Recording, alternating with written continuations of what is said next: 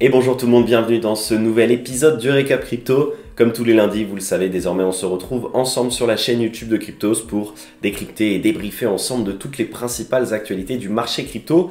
Et au programme, cette semaine, on parlera d'un endroit, et ça devrait vous intéresser, où le Bitcoin s'échange actuellement pour 37 000 $.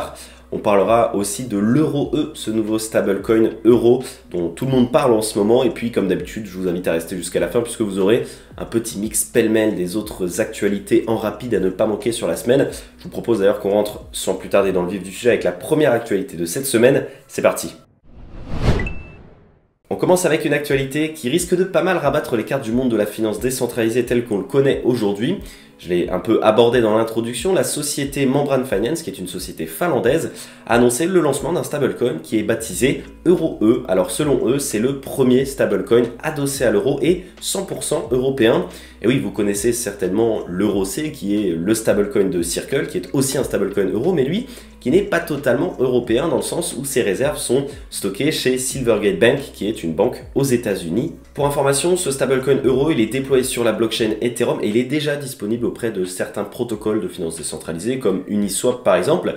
Et ce qui est donc intéressant à retenir, et c'est pour ça qu'il est dit 100% européen, c'est que lorsque vous allez créer un euro-E, c'est-à-dire en acheter un, eh bien il y aura un euro équivalent qui sera stocké auprès d'une institution financière ou d'une banque localisée en Europe.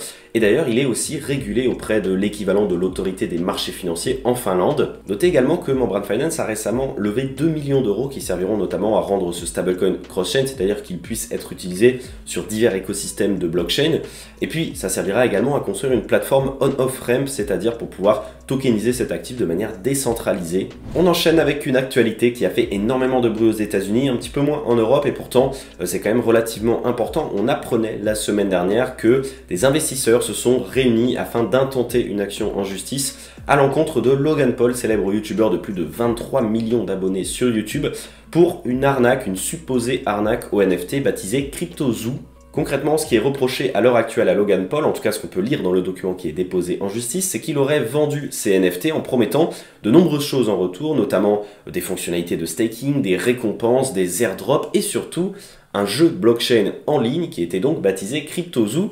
Sauf que la réalité, c'est que la vente a eu lieu en 2021, donc ça fait maintenant plus d'un an et demi, et depuis, l'équipe de CryptoZoo n'a jamais rien délivré, elle est simplement partie avec la caisse. Finalement, cette affaire, elle a été entre guillemets révélée au grand jour grâce à un YouTuber qui s'appelle CoffeeZilla, qui a environ 2,5 millions d'abonnés, et qui a publié une série de 3 vidéos qui ont été vues depuis plus de 20 millions de fois, dans lesquelles il explique tous les détails de l'ampleur de cette arnaque. Si je vous disais qu'à l'heure où je vous parle, le Bitcoin s'échange pour 37 000 $, alors pas de panique, pas besoin de vérifier la date, on est bien sur le récap crypto du 6 février, et je vous promets, je ne me moque pas de vous. Alors je vous explique, en fait ça se passe au Nigeria et selon les plateformes Paxful ou NairaX, le Bitcoin s'échange pour plus de 17 millions de Naira au Nigeria, soit environ 37 000 $. Ça représente un premium de 40% par rapport au cours actuel. Concrètement, ce qu'il faut savoir, c'est que les Nigériens ont difficilement accès aux plateformes comme Binance ou encore Coinbase, et donc ils sont obligés de trader des crypto-monnaies sur des marchés locaux, comme les plateformes que je vous ai citées tout à l'heure. Sauf que récemment, l'intérêt pour Bitcoin a littéralement explosé au Nigeria, et donc son prix a lui aussi explosé sur ces marchés, et c'est véritablement décorrélé du prix du Bitcoin dans le monde entier. Alors je vous vois déjà venir, non, vous ne pourrez pas faire d'arbitrage pour revendre vos Bitcoins à 37 000 $. D'ailleurs, si c'était le cas, en fait, le cours du Bitcoin au Nigeria aurait déjà recollé au cours du Bitcoin dans le monde entier.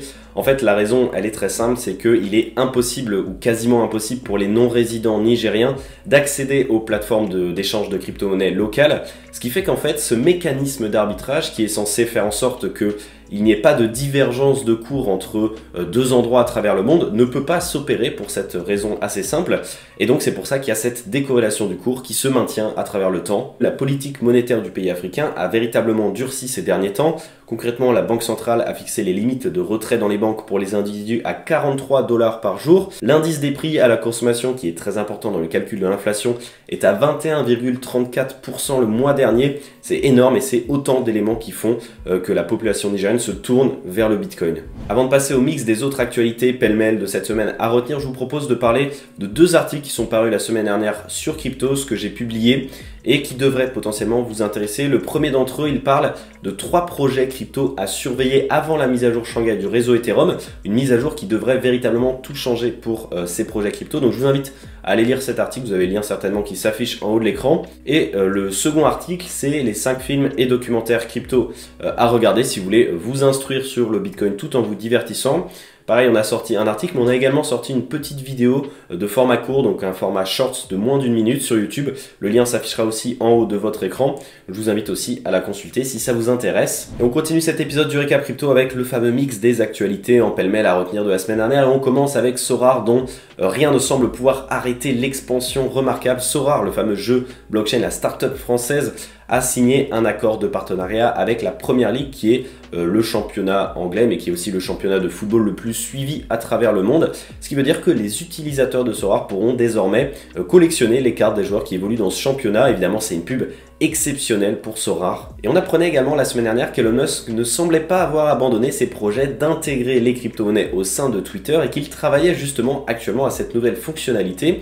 Alors c'est des infos qui nous ont été fournies par le Financial Times, mais qui n'ont pour le moment pas été confirmées ni par Elon Musk, ni par Twitter. Alors que le début d'année semblait plutôt calme en termes de hack dans la finance décentralisée, eh bien on a connu la semaine dernière une attaque à 120 millions de dollars pour le protocole BondDAO, un protocole qui repose sur la blockchain Polygon.